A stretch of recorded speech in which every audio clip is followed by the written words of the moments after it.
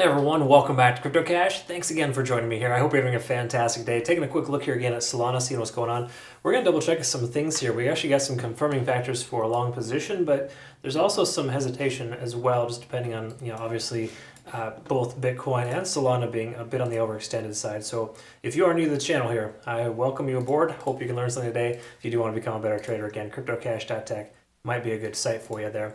And what we want to look at here, of course, is some back-end liquidation data, kind of see what's going on, because when it comes to Solana, this coin is it's highly volatile and it can sustain its price action. It's actually got a better looking chart than Bitcoin, but it's also performing not quite as strong as Bitcoin in the last short amount of time, last 12 to 24 hours. So again, there's that. Either way, we got some liquidation here at about 192, upwards about 195. That hasn't changed too much. We're getting close to retesting this most recent high. A lot of times you will see sweeps of recent highs. So there's a good chance we could see the price spike up to 192 to 195. That would seem sensible in the overall consideration of what we're looking at here, just based on liquidation alone.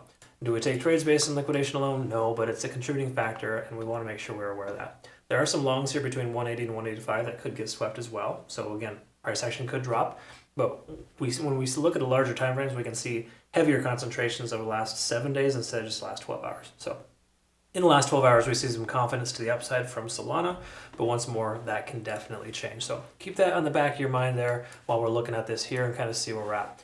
Keep in mind also, these trend lines that I have drawn out here are not definitive by any stretch. They're just levels that we like to pay attention to and look at. I know it kind of gets a little messy after a little while, but these are things that we can kind of revisit later. If just say the price drops down to 170, we know that was a previous support and or resistance level. Let's go. Okay, so this is just kind of why I have everything set up the way that it is. Apologize if it's an inconvenience for you. Kind of being facetious, but whatever. Okay, so 20-day SMA, we can see here hanging out at about 187.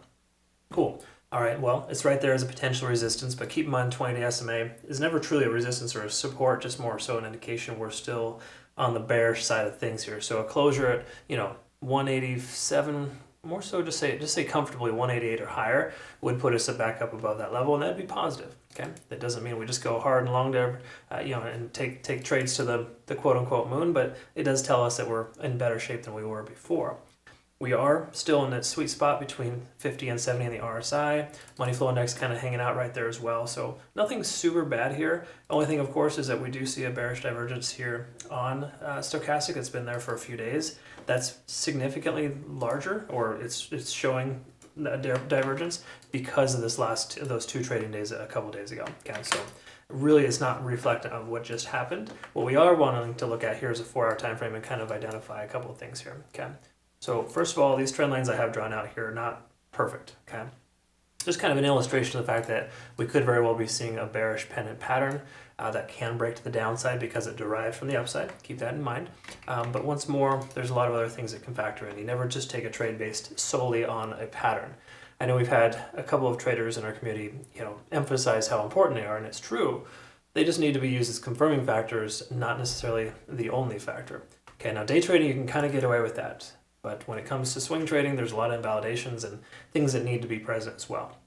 We can see MACD, moving average convergence divergence, here is converging. This is a very good sign. We got an MACD-FU recently, but now this one actually comes through. The problem with this is we're not establishing higher highs yet, though, so I like to see higher highs and a convergence, but beggars can't be choosers. We can see stochastic RSI swinging up, RSI breaching 50, but hasn't truly closed above. Keep in mind that's a resistance for us. We can see that there is a resistance there too. So this is typically a bullish type of convergence though, because when you see the RSI retest that level a couple of times and we're establishing lower highs, that does tell us that it's bearish divergence, where it tells us this last most recent push up is having more difficulty than the first. Okay. So again, generally speaking, we have some conflicting information, but to me, the more important thing here that seems to carry the most weight is the money flow index increasing. Bitcoin also has the same behavior here, where it has high MFI, at least it's getting close to 50, and it's heavy, if you will, in a short amount of time. So when you see money flow index moving fast, it does imply the price is going to continue to sustain the current price action. So I think it would be pretty safe to presume that we should be able to hold this level 188 to 185, pending Bitcoin doesn't take a nosedive. Okay, so there's a lot of little things to kind of factor in, but that's generally what we're looking at here. mostly bullish stuff. We can also see a retest of this level here for Solana. And this is typically a type of bullish pattern here where you can see the price action. That's a terrible line, sorry.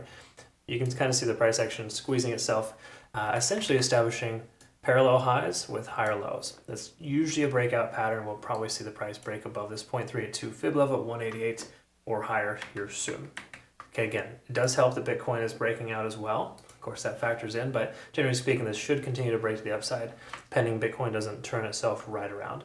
So to me personally, everything's looking pretty solid here, because if we do confirm as well Ichimoku Cloud, we're above the cloud there. So even if the price were to pull back and do somewhat of a bullish backtest of this descending trend line, we should be able to get a nice average position between 185 and 188. So overall, this looks like a decent setup here for Solana to continue further up. The only caveat is that we can see that we hit a 9 on TD sequential recently. We did the same thing with Bitcoin just a couple of hours ago.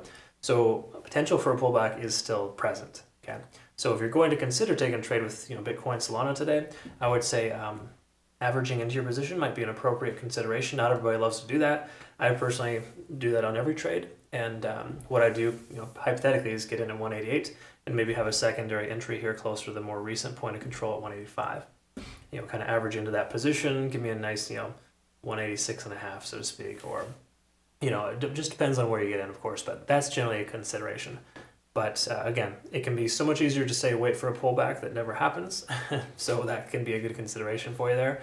But the long story short here is that we have mostly bullish signs on both Bitcoin and Solana right now. So having some confidence in Bitcoin being able to sustain its price action with some good money flow index and some MFI being sustainable, there's a solid chance we're going to see some alts start to surge here. Again, it just depends on Bitcoin. If Bitcoin does pull back, you got to be ready for it. So we could even see a retest of 67,000. That is somewhat of a support range for Bitcoin right now. Okay. So again, all good things here for the most part. I would just expect somewhat of a retracement from Bitcoin and or some alts today as far as just a subtle correction. And then if we can sustain a specific level, I think, what was it, 67,200 is the level we want to be able to hold above today for Bitcoin to be able to have a bullish continuation here. Even though we have a bearish backtest of the ascending trend line, which we saw here as well for Solana, it wicked right up there perfectly to that bearish backtest. It doesn't mean it can't still leg up, right? And you could even argue that we're in the beginning of a hypothetical Elliott Wave pattern. It would have to be something like this, but yeah, generally speaking, as long as the 4 is above the 1, we're good. All right, so anyways, that's a conversation for another day. That could happen, that could not, we'll see. But at this point, I think we're looking pretty solid here for Solana. I would just prefer an entry closer to, the mid to low 180s. Okay, so I hope that made sense for you folks. Thanks again so much for watching. We will look forward to seeing you in the next one. Do not forget to like, subscribe, comment below, and obviously check out Bitunix, our recommended exchange for our community. Nice rewards, use my link to register. No KYC or VPN, folks. Check them out. They're awesome. Have a good rest of the day. Thanks again for your time. Take care.